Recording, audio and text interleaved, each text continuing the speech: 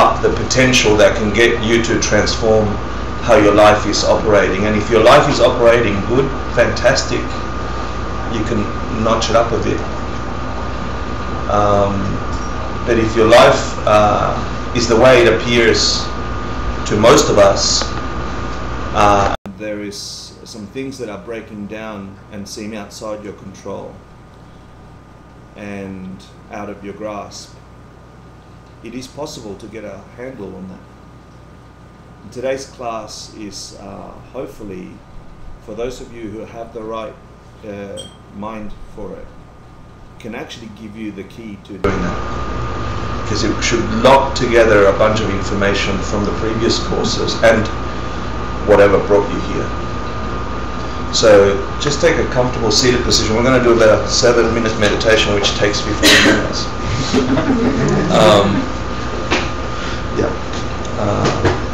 Make sure you're comfortably seated, relaxed in that space.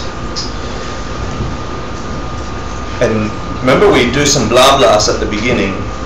The point here is that you're imagining that from this core, you're creating a perfect universe, as perfect as you can imagine, where there's not a single second of suffering, discomfort, or annoyance at anything. And in fact, everything is the opposite. It's bliss and beauty and love, and your highest emotion and experience you've had in life, multiplied by infinity. So you imagine that, and you see it transform your universe as you sit here, and then you offer it to the highest possibility of a being you can imagine. So we're going to do that and invoke that sense in your mind, really.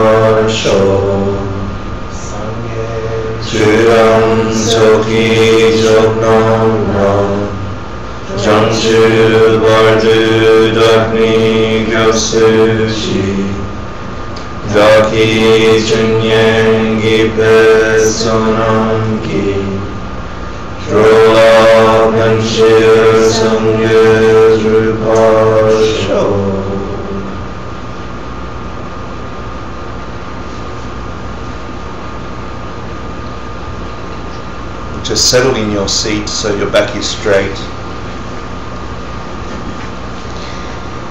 and gradually allow the awareness of your mind to focus on the breath as it enters and exits your nostril. And just ride your mind on the breath, trying not to lose contact.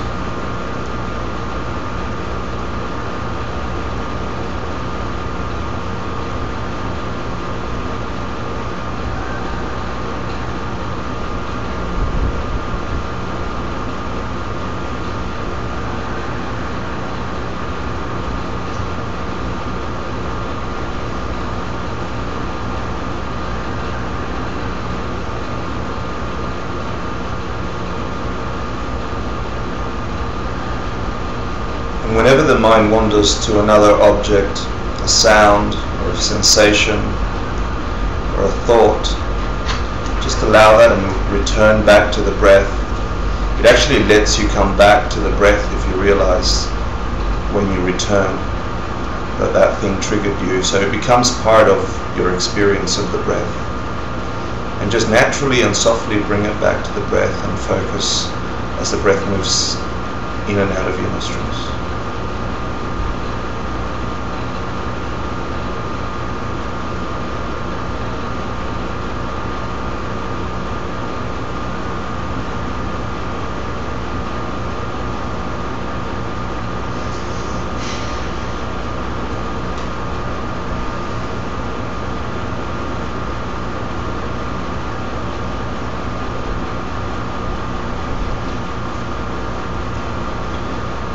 Make sure there's no tension in your forehead or eyelids or mouth or shoulders.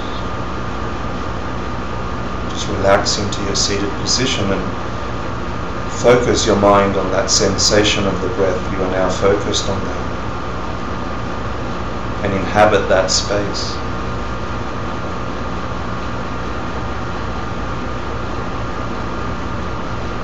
Your awareness resides there.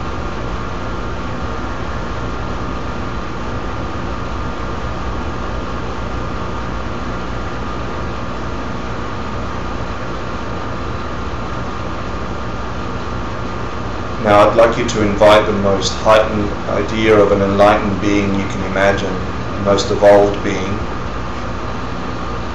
Whatever form they take for you, ask them to please come. And they're seated facing you, knee to knee. At this point I'd like you to focus on the sensation of them next to you. Imagine what their gravity feels next to you, the heat from their body.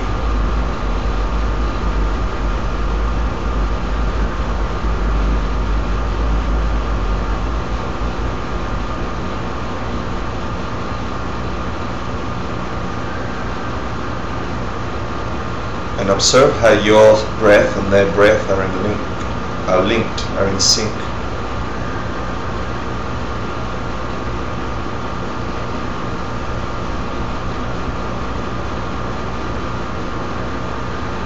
The beating in your chest and their rhythms are in sync.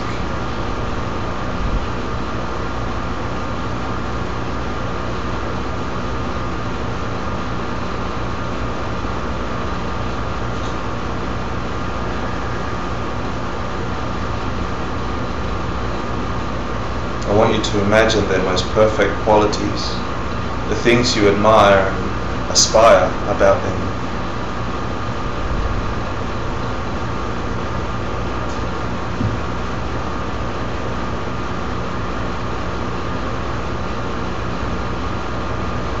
And watch as you think of them, they ignite something in your body, in your mind.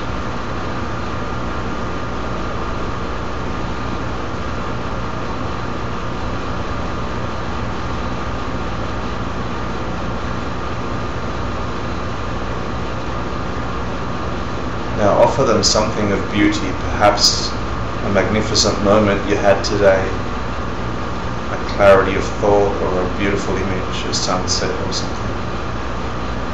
Something that when you see them, touch it or observe it, that they are filled with happiness, bigger than what you intended. They're filled with bliss as they receive it from you.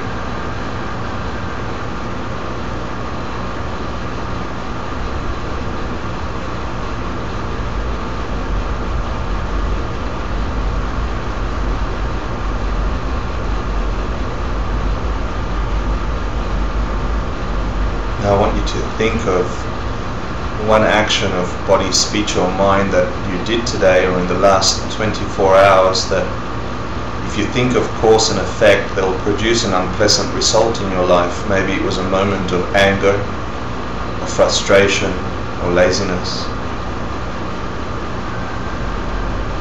Focus on the moment, return to that moment and observe yourself as a third person doing or thinking that thing or saying that thing.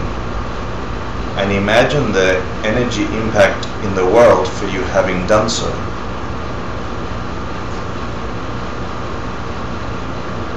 And generate a sense of regret for having added another negative experience to the world that you must experience yourself later, as an echo back from that action. Really generate a feeling of regret. This is not guilt or shame or anything like that. It's actually a want for it not to have happened, and a conviction that you understand its implication. Return to that moment and find a space of regret for having created the causes for your future suffering.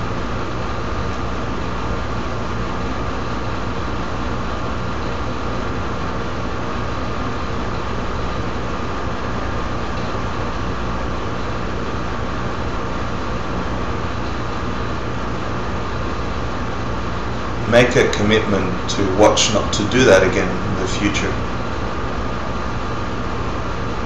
And think of something you could do to reverse it.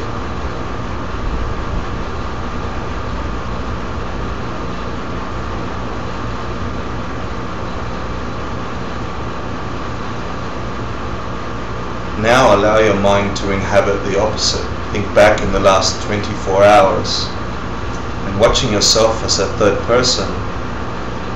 Catch the most magnificent moment of wisdom you had, or love you had, bodhicitta or renunciation, or effort towards making sense of this world and bringing happiness to it. Observe yourself and relive that moment, and fill it with emotion, imagining the results of such a good action in the world. Think of the implication on others,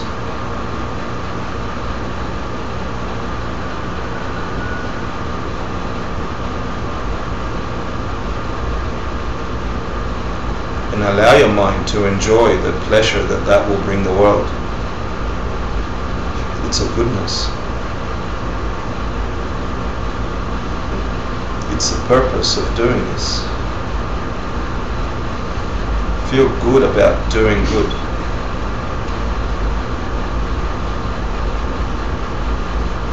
And offer this to the being in front of you. They understand.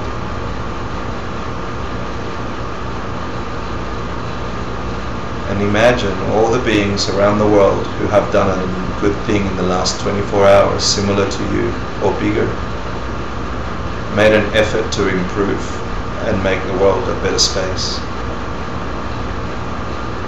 Feel the same kind of joy in your heart for the people all around the globe making efforts to change the world.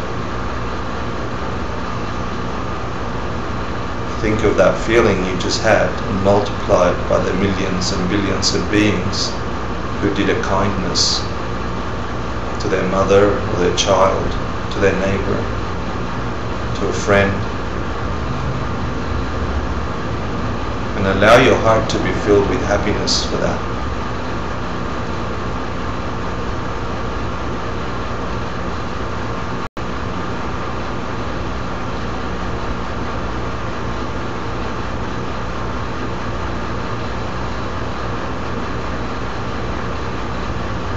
Now ask this being in front of you to please teach you at every moment, in every circumstance you find yourself in, that you might find a teaching, an echo from their voice, showing you the wisdom in those moments, even if they're bad moments, that you should move from them wiser than you entered them. Ask them to please teach you that way, and in every way you can learn, so then that everything becomes a teaching from them. And you see them agree, lean over towards you, and you ask them to please stay until you yourself become like them or reach enlightenment.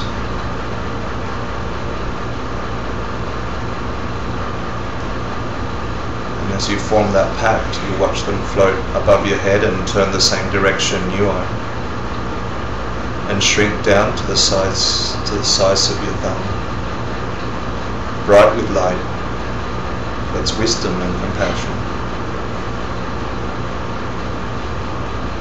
invoking every good quality in your heart and your mind, because the way you're observing them, the beauty you see in them is containing you already.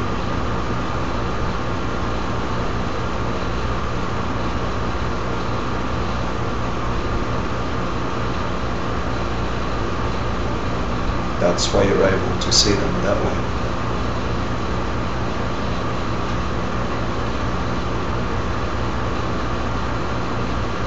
And when you're ready, just open your eyes.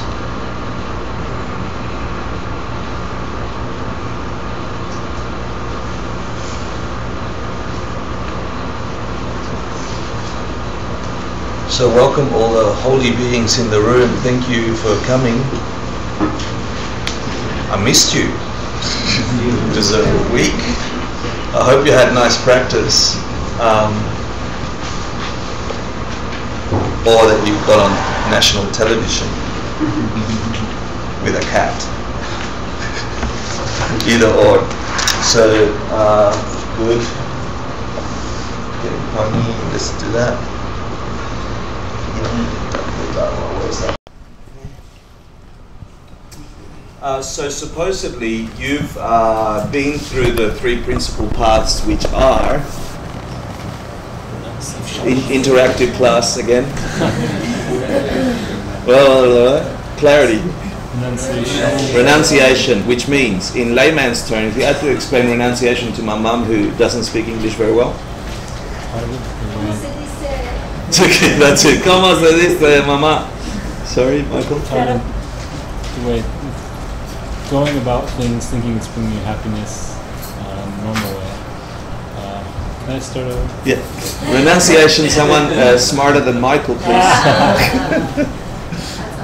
I'm joking. Yeah. Fed up. You're fed up. Yep. Sick and tired of things not working out. Renunciation. That's it. I've had it. I've stopped trying the conventional way. That's the layman's term, right? The simplistic way of looking at renunciation. You've tried over and over to play Super Mario Kart, and you can never get the top score. Yeah, so you throw it away, and you think, that's it. I'm not playing games anymore because I'll never get that feeling to stay. So that's renunciation. You come to a point in your life where you've tried all the possible combinations that you see possible to try and get happy, to try and maintain a happiness that sustains you, that doesn't break down, that doesn't dissipate, that doesn't turn ugly, girlfriends that don't become bitchy, boyfriends that don't become naggy, you know, bodies that don't become unattractive, yeah, kisses that don't taste like cigarettes. Knowledge that doesn't become old and useless.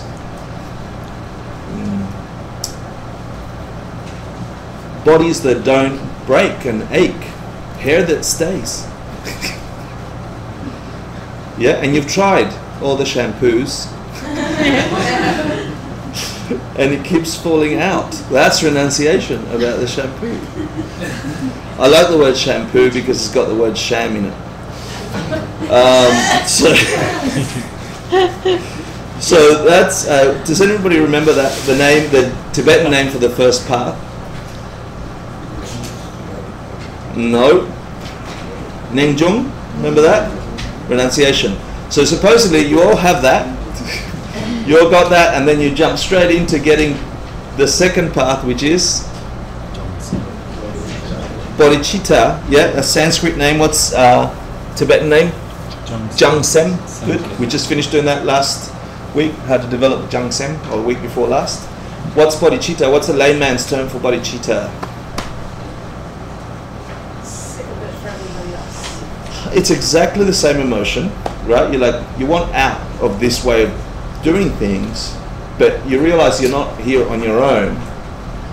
You turn that emotion towards everybody else, and you actually want to figure out a way to stop that cycle of suffering, that samsaric state of being, so you can stop it for everybody else who's in the same boat.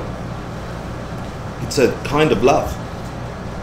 It's a deep kind of love in your DNA that tells you, I'll do whatever it takes to figure it out, so my mum doesn't have to keep doing the suffering that I see her doing. Or my lover, or my sister, or my dog, or my cat. I'm going to reference the cat a lot today. So supposedly you got bodhicitta as well. So we did path 1, we did path 2. You're now experts at the 2 paths, and now we come to path number 3, which say after me, Yang Dape Dawa. Yang Dape Dawa. What's the 3rd path? Is it over there? No. Good. Yeah, no, I know, but it's not in English, which is good. Thank you. Yeah. What's it mean? So path number 1, my English is no good today. Path number 1 is renunciation. You're sick and tired of it. You think you want to get out of here. You're committed to getting out of here. Yeah, you're not gonna live life in the same way to give you the same results that break down and don't work. You're not going to continue the cycle of suffering that's samsaric existence. Path number 2 is like, shit, I'm not alone. Sorry, feces, I'm not alone. Yeah. Everybody else is locked in the same habits, cause and effect, that produces suffering. If I can figure it out, I can, by demonstration alone, show my loved ones how to get out, because I've figured it out. So that's bodhicitta. Path number 3 is Yang Dapat Dawa, which is correct view. Right? And when I first heard this in Buddhism, I found it a bit offensive that they had the correct view and everybody had the wrong view. But it's not what it means, you know. It's like, it's not, I have the right one, although it is the right one. Yeah. So correct view. We have to talk about what that means. And when we began the class, I wanted you to really think about why you came, why you're here. Because if you can sustain, if you can master whatever concentration of mind you've got to forget the heat, the noise, the backache, the phone calls, the ex-girlfriend's, boyfriend's job, whatever, if you can, for the next 2 hours, through some personal discipline, get yourself in a mental posture to try and understand these concepts, which are not natural to us in the West, you really have the key to liberation. This concept, if you can get out of this cycle, this is the key to that concept. Understanding this construct is actually the key to the doorway to getting out of suffering. Without it, you can't. Yeah? You can have as much renunciation as you like. You can have as much love and compassion and wish to help other people as you like. But without having this correct view, you cannot unlock the door that will get you to nirvana or Buddhahood. Impossible. You need to understand correct view. So, there's 2 ways of understanding correct view. Let me see what we've got.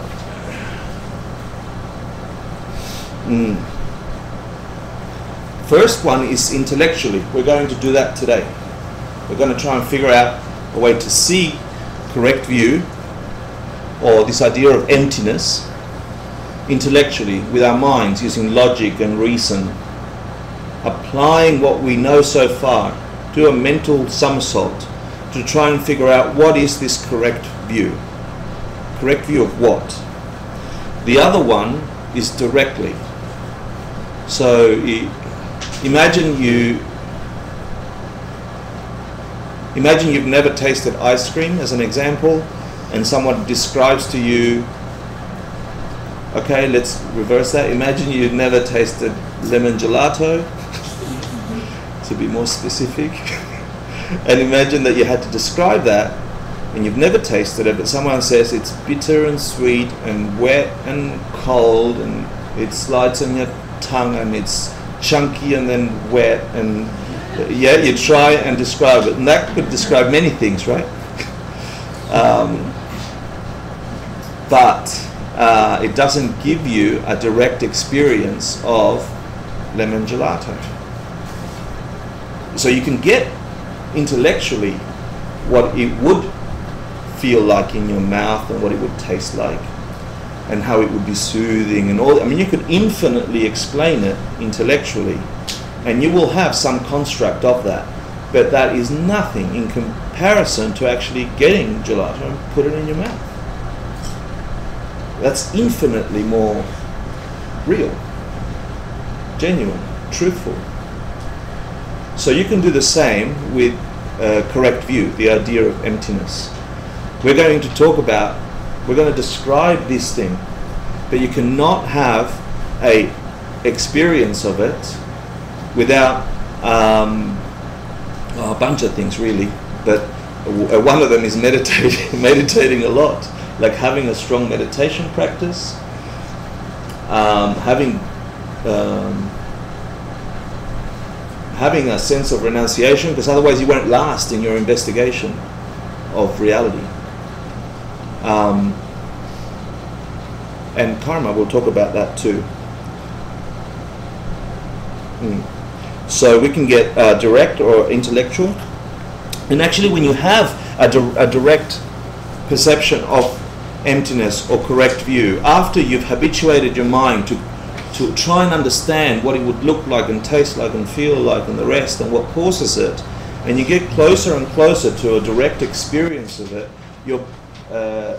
and you must be able to meditate to do this. So that's the purpose of a meditation practice. There's no other purpose to a meditation practice. Meditation is boring. No one wants to sit on their ass all day and go for nothing. If you're going to die, what's the point of sitting there doing that? Yeah? Seriously. It's to have such a focus of your mental continuum that removes you from this body, yeah? That stops all the distractions that is this body, to allow your mind to actually pierce through the fabric of reality to get to correct view, ultimate reality, the real thing, not the crappy thing that we're experiencing, because it's the crappy thing we're experiencing, the way we're reacting and echoing against that causes our suffering anyway. So the only way you get to see and pierce through that fabric of reality is by habituating yourself to have a meditation practice. There's no other reason for it. Who wants to do that? We have legs, we're supposed to walk around with them, right? So the only way you get there is having a meditation practice. And when you do have a meditation practice and you get good at it, and you need to get good at it, your mind will no longer be in this body. You will enter these three realms described in Buddhist, the idea of the world, I guess. And we're in the desire realm because we're forever thinking of sex and food. And if you're me, you're thinking of sex and food and sex and food and sex and food.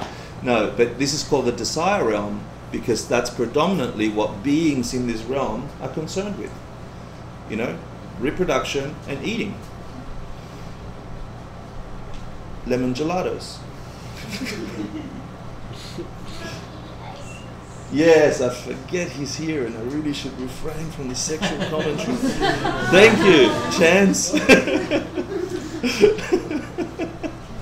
Thank you, Chance. So, when you're in deep meditation and you have enough information around the ultimate nature of things, if somebody could explain really what sits behind this thing that we're experiencing now, and you begin to get it, and you begin to get it, and you dive deeper, and you study, and you have glimpses of experience. Once you get really well really good at doing that, there will come a point where you will sit on your cushion, if you've got a good meditation practice, and then your mind will be able to focus like a laser on that thing, and you will remove yourself from this realm, the desire realm, and enter what's called the form realm. Or the first level of the form realm, where your mind is not in this body, and you will get to experience like tasting ice cream, the thing that is ultimate reality, the thing that is emptiness. You can only do that if you've got the right seeds in your mind, having studied and put enough knowledge in there, plus have a good meditation practice. So I've made a good enough point about having a meditation practice. Good. The other thing you need to actually be able to see experience emptiness is an understanding of this top thing called Denpa Nyi. Yeah?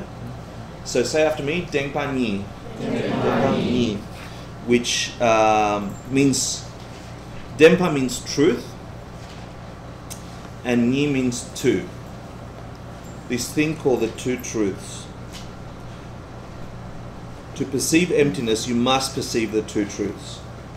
So I'm going to ask you, what is truth? What is truth?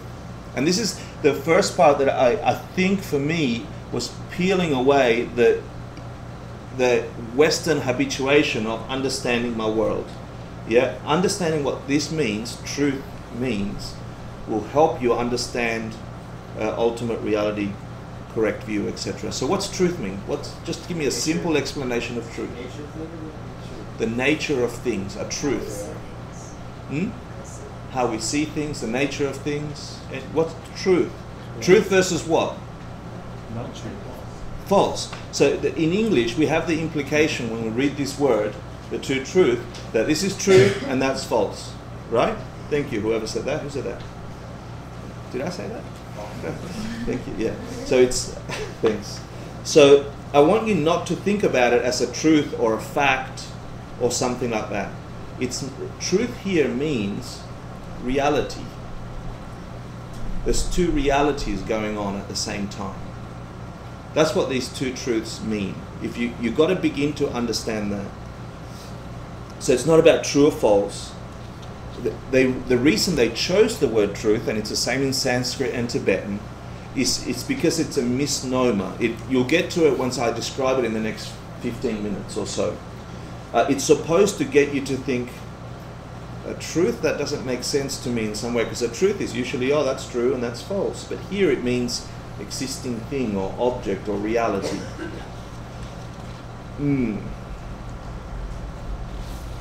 There's an old debate when you go into the monastery, or the fresh debate, which talks about the first of the two truths. I'll talk about it in a second. Don't be confused. So, if it means reality or object or all existing things can be divided into these two truths,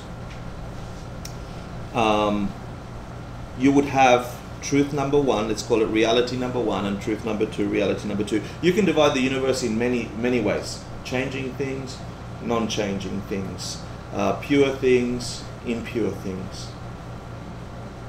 This one truth or another truth, yeah?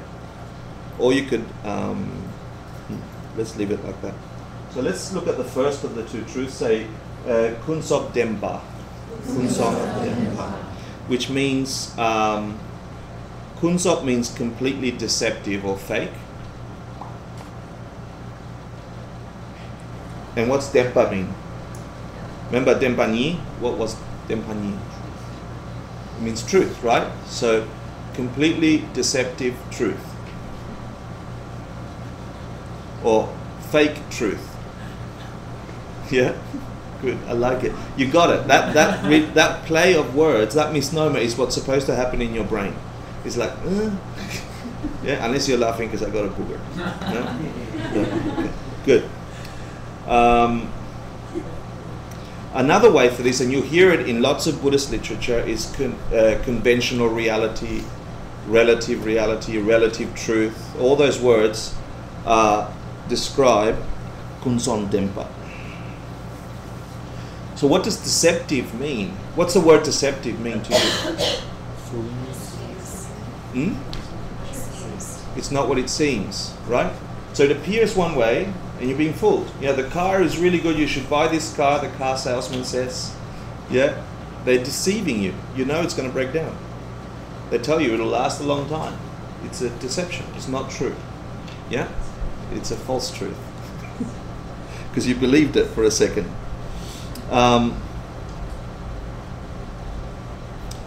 So it means completely deceptive truth. What appears true to you is fooling you, is another way of thinking about it. What's appearing to you in this world is fooling you, is another way to think about this type of truth. We're dividing all of reality into these two things, right? All of reality into two things. The first one is deceptive truth, bogus truth, not true truth. Yeah? So the way things are appearing to you are not the way they seem, is a way to look at that. And the debate I was going to talk to you about is what do you divide if I divide this group of people into two groups, male and female? What am I dividing? If I'm dividing all these people into male and female, what am I dividing? Gender. Gender. Who said people? Good on ya. That's what I was looking for. You're dividing people. You know, if I divide money into coins and paper, what am I dividing? Money. Yeah, it's simple. It's not like that. It's not like I have to break your brain. Okay, so if I'm dividing truths into two truths, what am I dividing? Truth. Right? So are you saying that Dengpanyi, false truth, is true? You're saying yes, right? Because we're dividing truth, right? So how can you say that false is true? But you just said... Because everyone has their own truth. Because everybody has their own truth. But are you saying that false is true? That's what you're saying. What's true to me could be not true to Sam because he has a different perception. I've got you sucked in already. We're not dividing truth. Yeah? Where it's supposed to make you do that. It's supposed to make you do what Matt did, which is, get confused that I'm dividing truth. I'm not dividing truth. I'm dividing reality. Yeah? It's a synonym for it. Okay? So that's how you trick somebody in the monastery. And you go, haha, I won, and then you hit them with your mala over the head.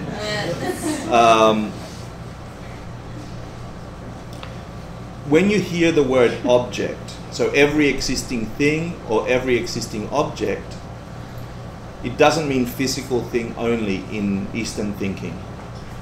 Your mind is an object, a perception is an object, an idea is an object. It just means object of investigation. Right? So we're dividing all existing objects, including your ideas, including your emotions, including your thought. All existing objects into Dengpanyi, Kunson Dempa, yeah? And the next one, which is, say after me, Don Dam Dempa. Don Dam Dempa. Which means ultimate truth. As opposed to fake truth. So,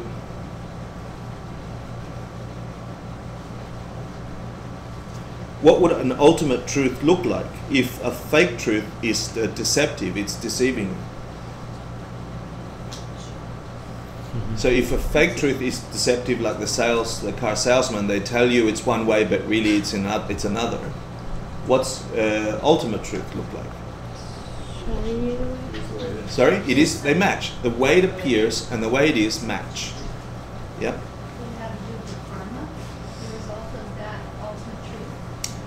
We will get into that.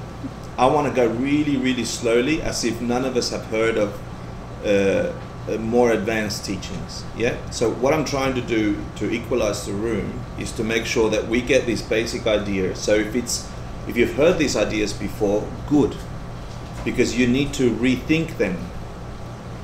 Unless you've already seen emptiness directly, and really had an experience of bodhicitta and renunciation and correct view.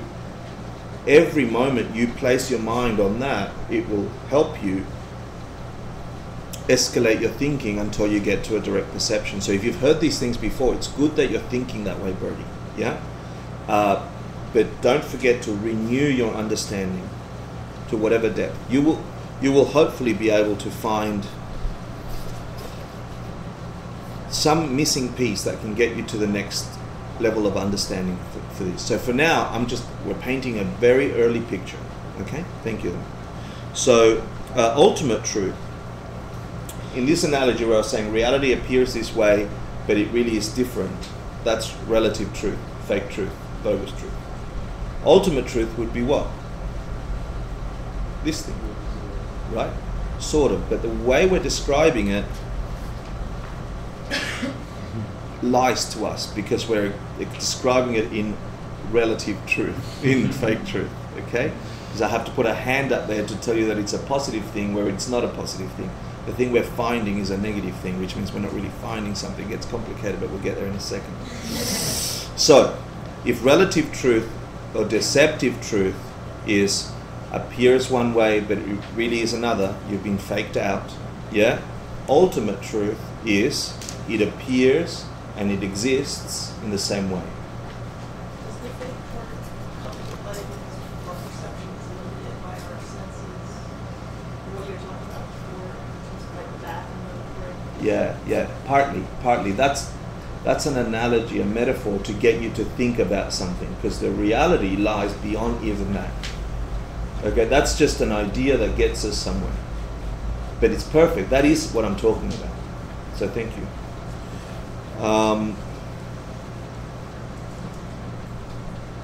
So I need you to understand this. All objects, meaning things, ideas, etc., they possess both types of truth.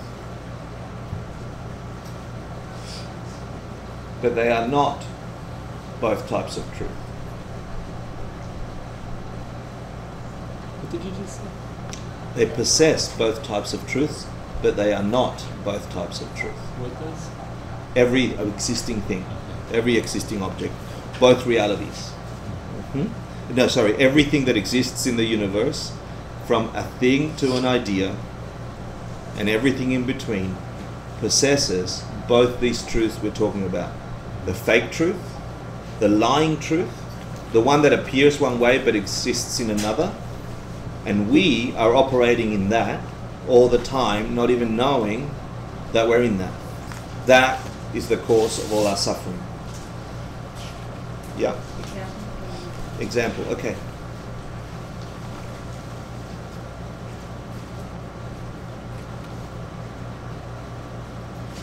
So I am giving you information that has come into the world through an enlightened being called the Buddha, and has passed through lips and lips and lips of other beings and written text for people that have had realizations and became enlightened, and had realizations and became enlightened and practiced these ideas, yeah, all the last 2,500 years, and we're fortunate enough to have received it in this room, okay? So I'm now sitting here translating these ideas to you. So Hector, this thing called Hector, possesses both those truths. I'm not both those truths, but I possess. There's a part of me which is lying to you. There's a part of me sitting here which to your senses seems one way and only way, but it isn't that way at all. An example being that I am separate from you, that I come through the door by myself on my own motor, and the way that you're experiencing me seems to you that I am separate from you, nothing to do with you.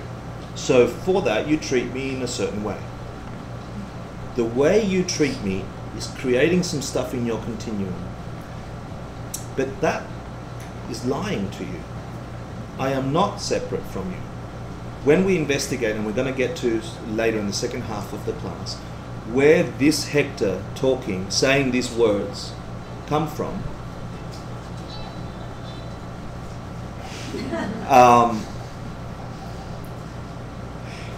you should come to a kind of short circuit in your mind that says, I think I've just realized how things are lying to me. When you get that feeling, you know you've touched fake truth. We're not even aware that we're living the first of the two truths. We're immersed in it like pigs in mud. and we don't even taste. So there's something about the way I appear to you, and these words that came all the way down from the Buddha appearing to you, that are lying to you. You think that they are a certain way, whereas in fact they are a different way.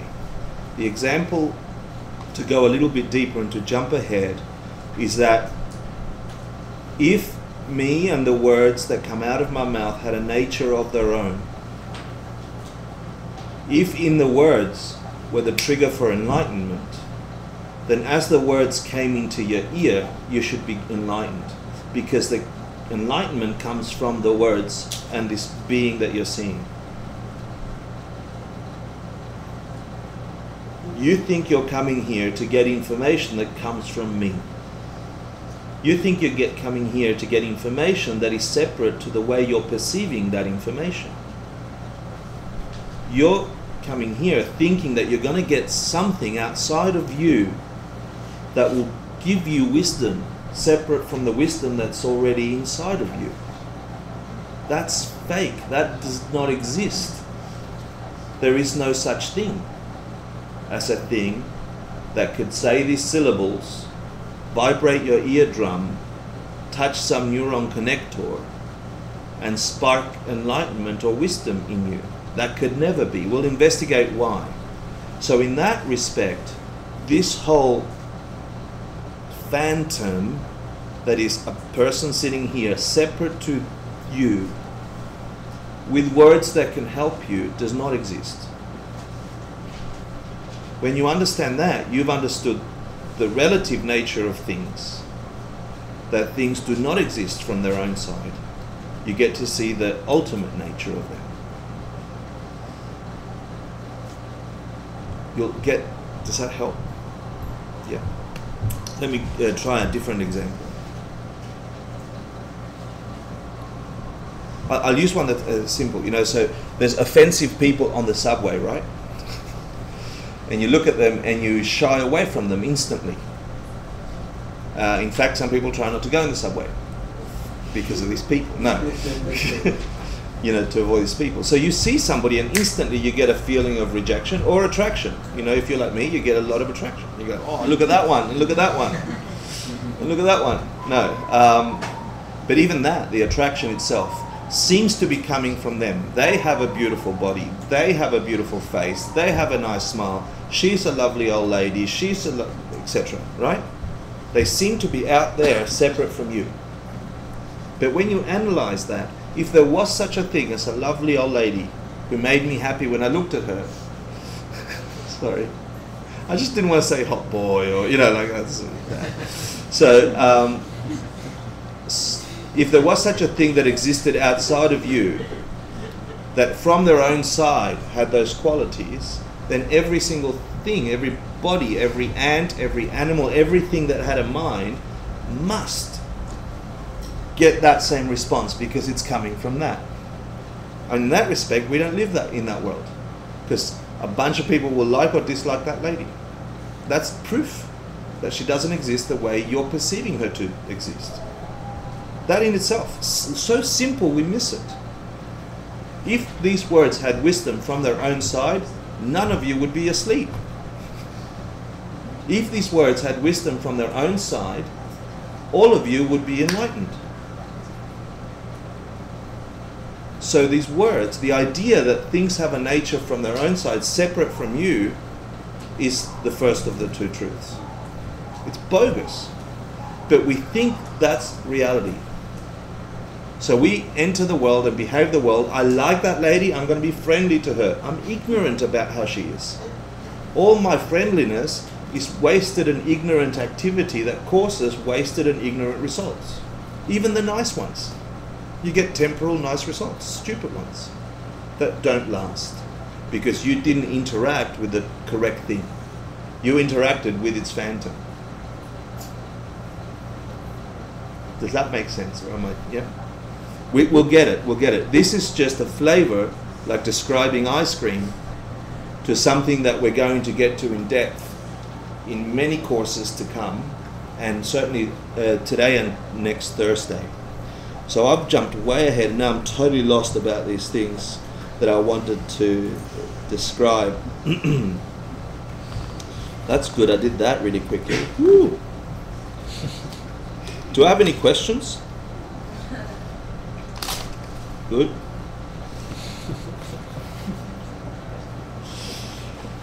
Do we have this idea of relative truth and ultimate truth? Yeah? Let me check with you, someone that's wants to give it a go and see if they can describe what you understand so far. And if you try, unashamedly, you're actually doing goodness in your mind. You're actually trying to break it. So someone explain to me relative truth, ultimate truth, just to make sure that I'm on track. Not Sam. Not Bertie. Someone else. Come on. Beautiful. What appears to me is fooling me is which of the two? Okay. And what would the other one be? The opposite of no. That's good. That's good. Because a way to explain that is to do it as a negative. Let me see if I should have done that already. Yeah, a way to explain it, let's say in my example, I am not your perception. I am not what you think I am. Yeah? So I explain the first truth that's saying I'm appearing in a certain way. The second truth is I am not what you think I am. Yeah? So it's like yeah, you get it. Now. Is deceptive truth still called the truth and not just lies, not just deception? Because I can live my whole life according to it, because it is the truth for me. Mm-hmm. It is real for me. Excellent. Yeah, excellent. Good question. It's because you think of it as a truth, even though it's a lie. And because you think of it as a truth, you interact with it, with this thing that's incorrect, and you're going to get incorrect results. Yeah. So it's trying to make an analogy with programming code. You know, if you have an error to start with and you go and do a program, everything coming out of that program will be bugged, will be incorrect, will be wrong, if you don't have the right basis for the code. It's not a good example. So. But it's also reality because it's not fair. Exactly. No. Good. It's also reality because you are experiencing it. So without getting heady, thank you for that. Without getting heady, I am still here, appearing to you as separate. Right? That does not mean I am not here. For you, I am here. Yeah? Separate from you. So is the deceptive truth of ever changing truth because your perception always changes? Fantastic. And the other one is fixed. Yeah, good. Let's call it... doesn't have to do with yeah, perception. beautiful. Let's call it permanent. Yeah?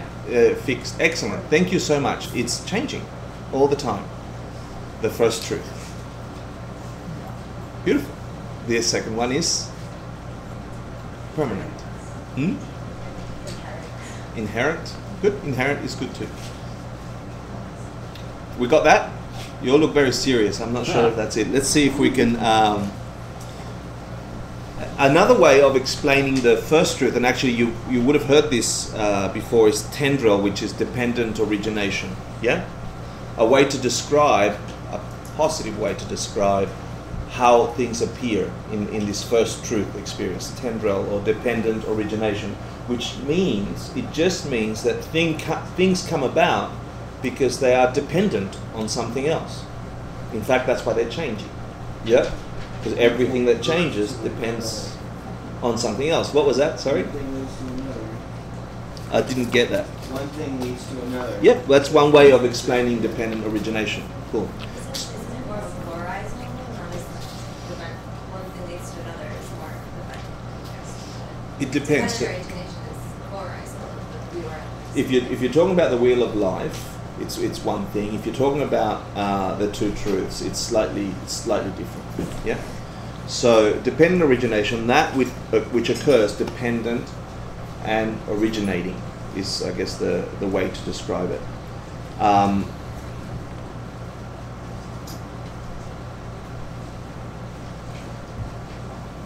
So think of it this way. Dependent origination and emptiness are two sides of the same thing. Okay? The way that things come about, they are dependent on other things. If we investigate that, we should be able to get to how things are coming about and how they appear. Okay? Why they come about that way is the other side of the coin, or emptiness.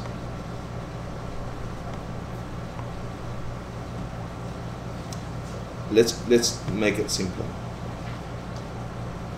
Dependent origination is a way of describing the first truth. Emptiness is the way of describing the second truth, for now. And there are schools of Buddhism. Good. We've got the functionalist school, which is a Hinayana school.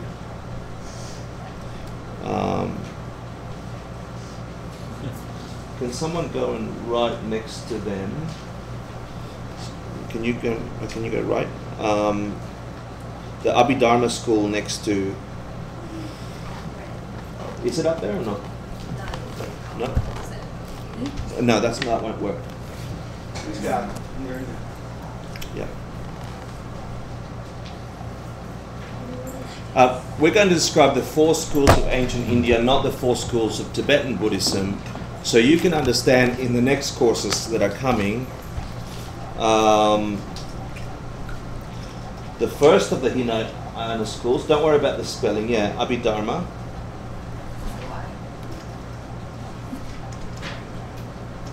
Good. The next of the functionalist schools, another subset of the Hinayana school, is the logic school or the sutrists. Logic is fine, or sutrists. The first of the Mahayana schools is the Chitta Mantra, or mind only. Just put mind only. Yeah. It's loose. Just be careful. It was loose. Yeah. Oh, really? Okay, sorry. Thank you. Where are we now? Independent schools. The first of the independent schools is the Middle Way school, or Majjhimika. And Majjhimika has 2 parts. The first part is let's call it the independence. It's Svatantrika. So Majjhimika Svatantrika. It's and the second part of the 4th school is Prasangika. Prasangika. That'll do it. And that's a consequence school of implication school. Yeah. Is there underneath middle way? Sorry? Is there within the middle way? Yeah, these are all middle way. Yeah, they're all those two are those last 2 are middle way. So can you call Abhidharma school number 1? Sutrist school number 2. Mind only school number 3.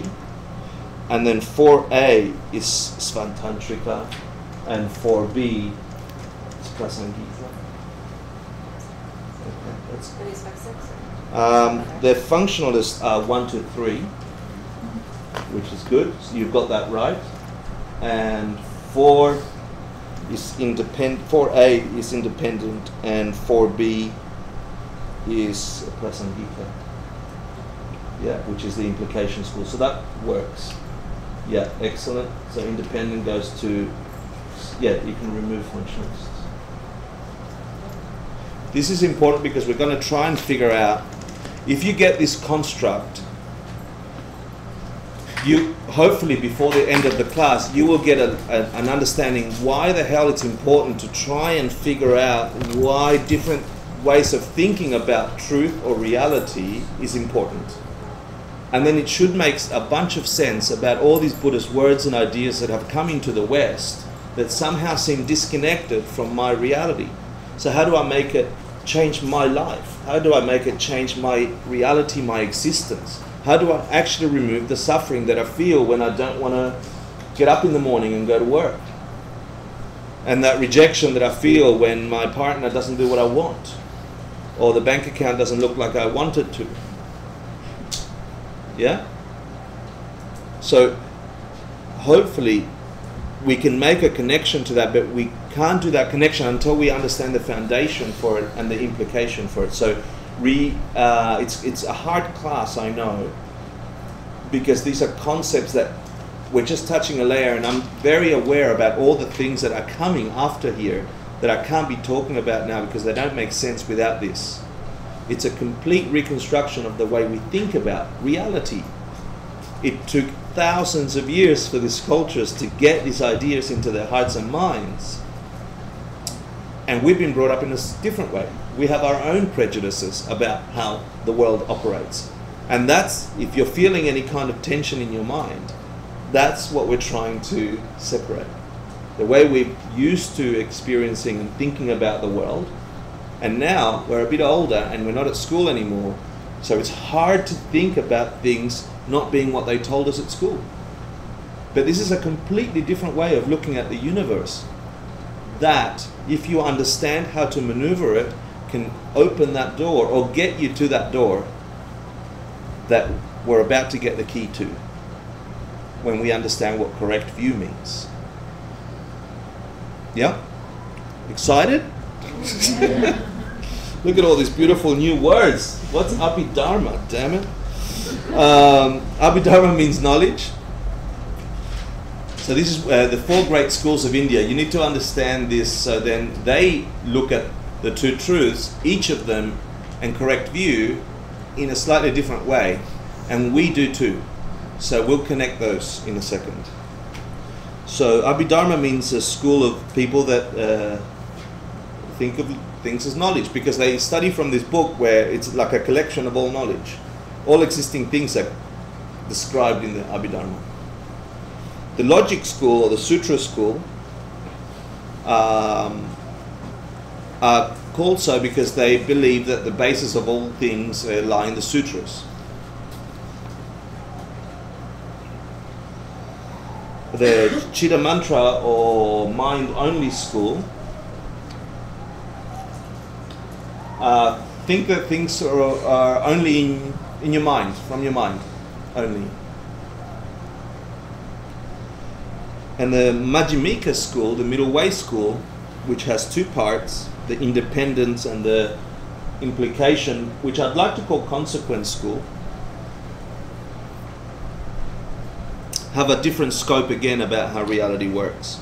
The interesting thing here is that the Prasangikas, the implication school, are called that way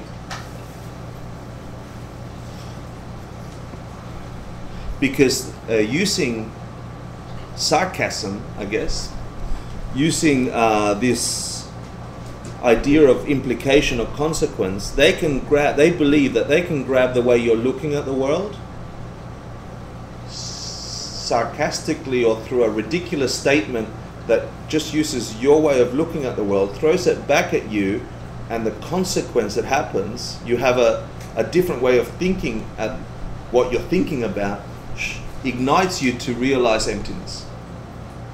That's why they're called the consequentialists, yeah, or the Prasangikas, because they believe you can perceive emptiness on a snide remark and sarcasm, that shows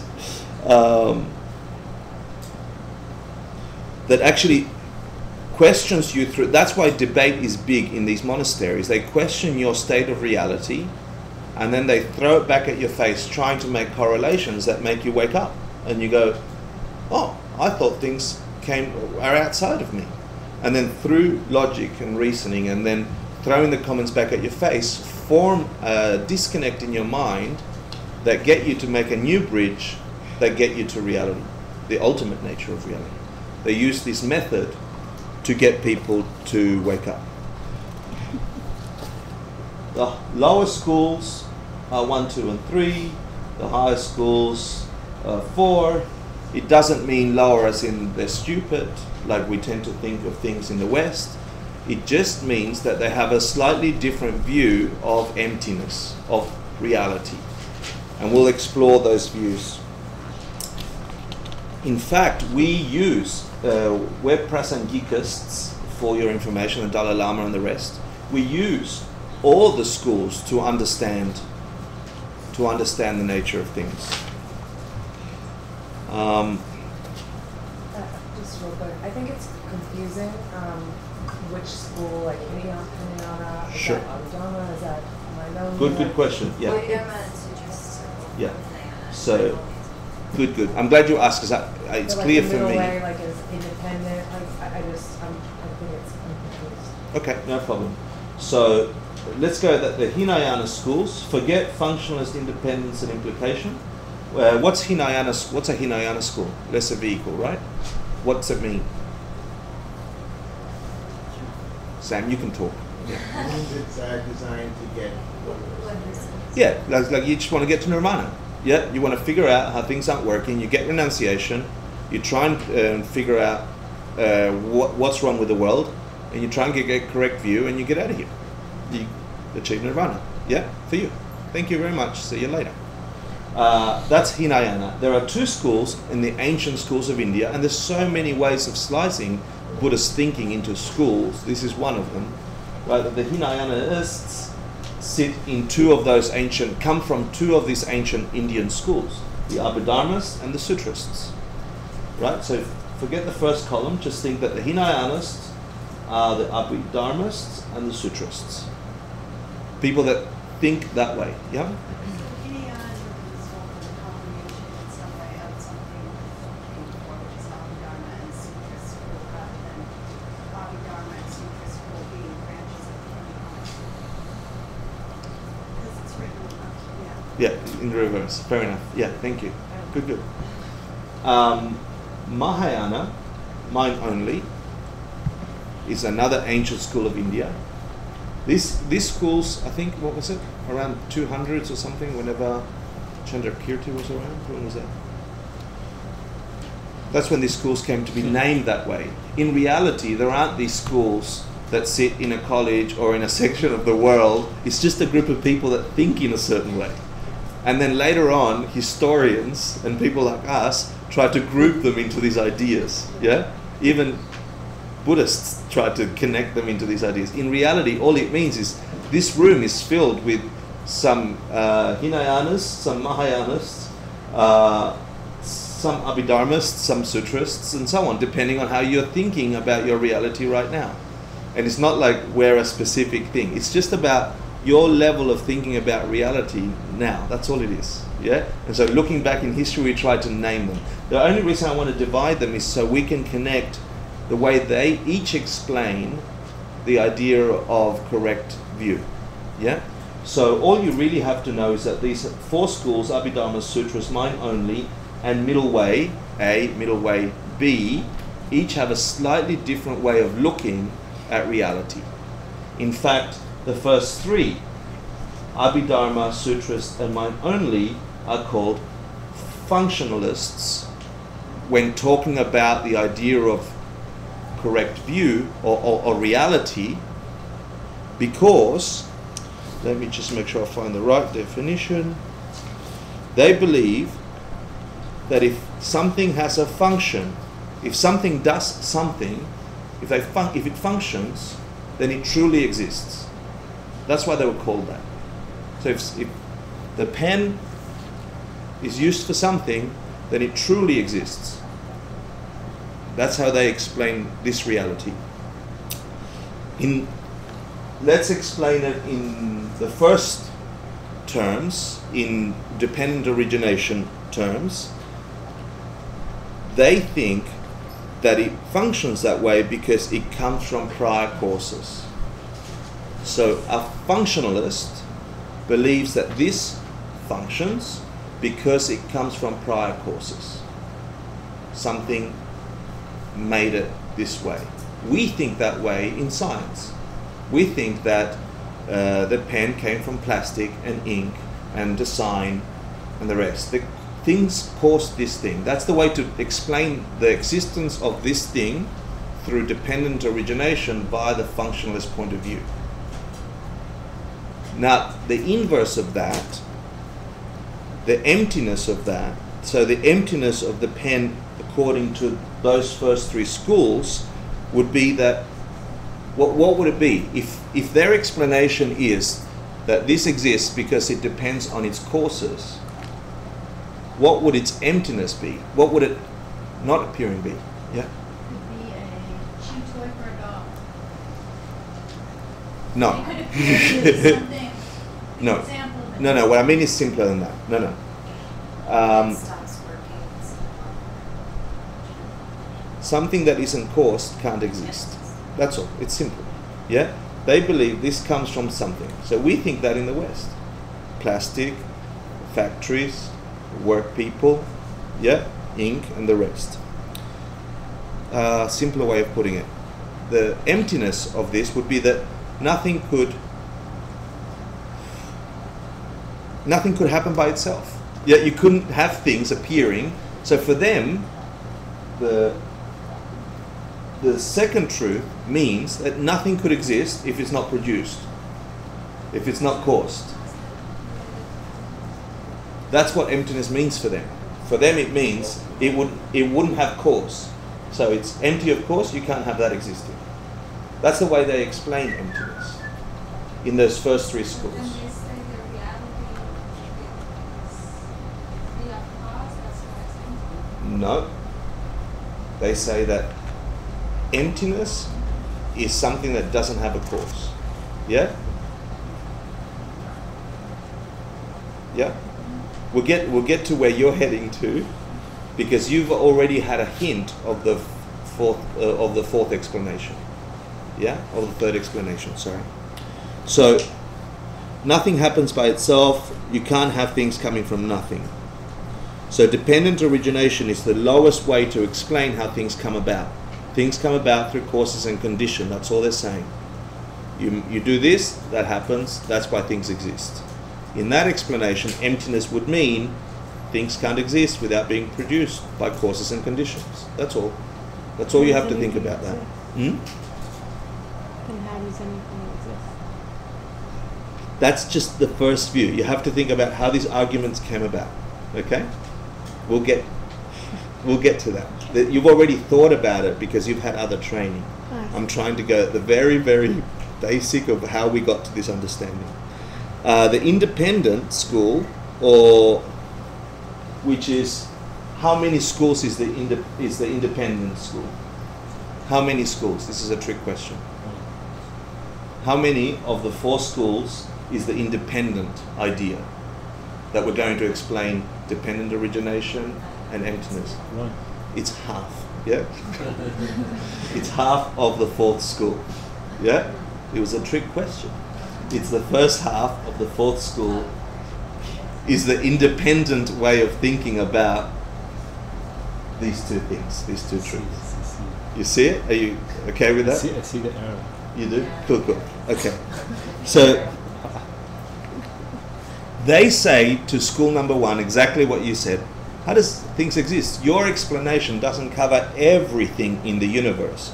According to you, this should be explaining everything in the universe. And if you're saying everything in the universe is got causes and conditions, is caused by something, how the hell can you explain things that don't have causes? Then your explanation isn't comprehensive. Schools number 1, 2, and 3. They're saying that argument with them. That's why they're split thinking. They're saying, what about things that don't have causes? And can anybody tell me anything that doesn't have a cause?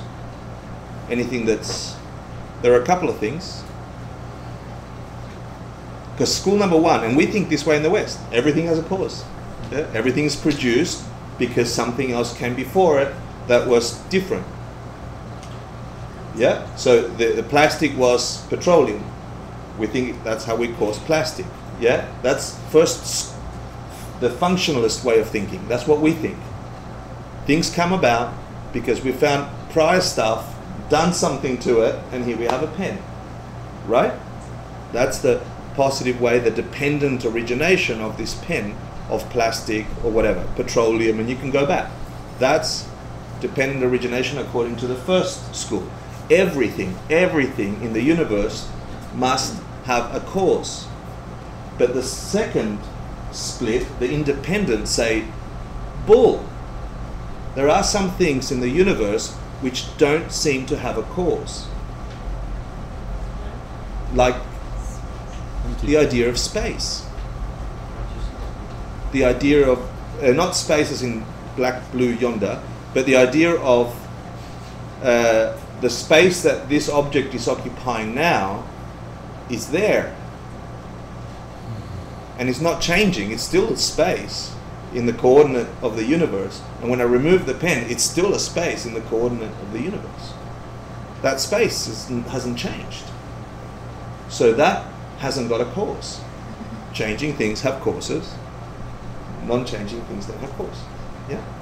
So they're saying, school number one, that's all well and good that you've explained 99.99% of all entirety in the universe with cause and effect, but you failed to explain, under your explanation of what dependent origination means, that things come from the causes.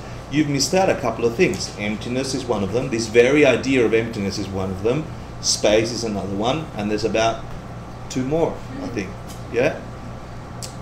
So they're saying, yeah? Is time changing or unchanging? If it's a changing thing, it's caused.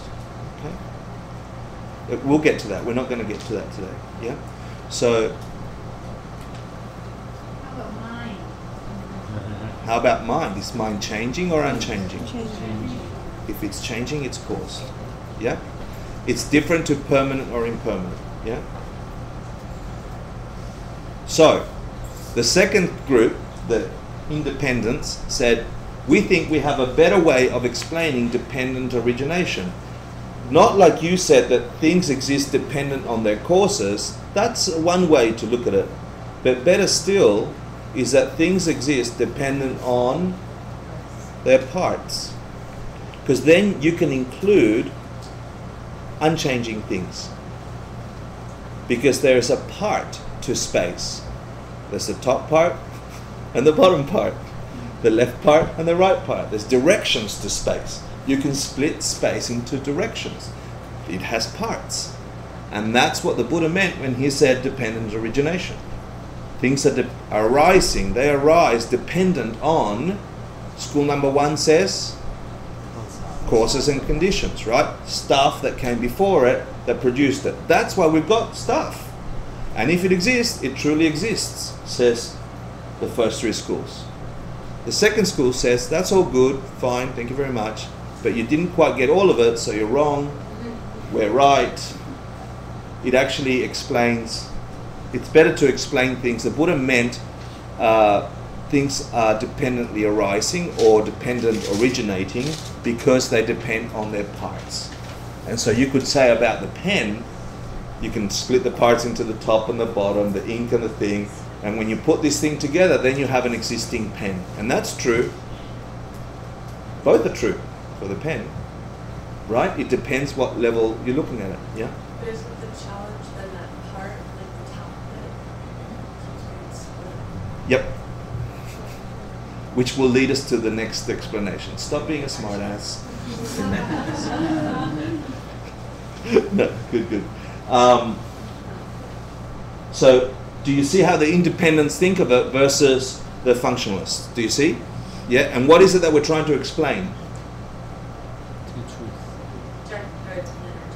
Dependent origination, right? Which is what? Part of what? It was a positive way of explaining what?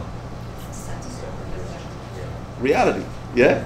Or deceptive reality, the first of the two truths, right? So you're all on track. I know it went around and around and around, but you're all on track. We're trying to explain how things come about, how they exist. Because if we could figure out how they truly exist, not how they fakely exist, then we've entered the door, we got to the doorway that lets us react to things or interact with things in their true nature, giving us true results, rather than fake results, broken results, when we interact with things because we don't understand their nature.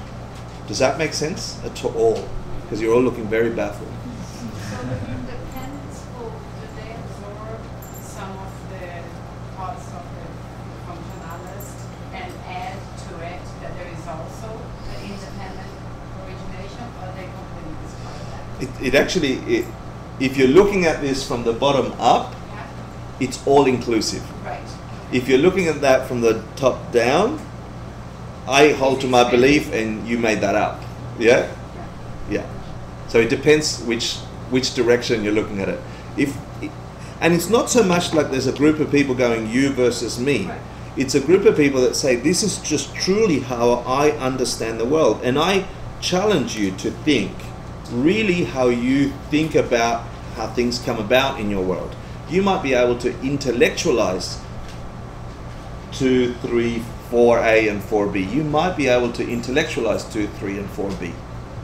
But do you believe it in your practical everyday existence that this pen came from its causes and conditions? Do you really think that it comes from its parts, dividing its parts, and the only way you can get a pen is by putting those parts, not the things, not the causes, the parts together? Because your mind perceiving it is one of the parts, okay? So then we're going to talk about the implicationists when we come back from a 5-minute break, please. Yeah? Thank you. Enjoy. Have a good Christmas.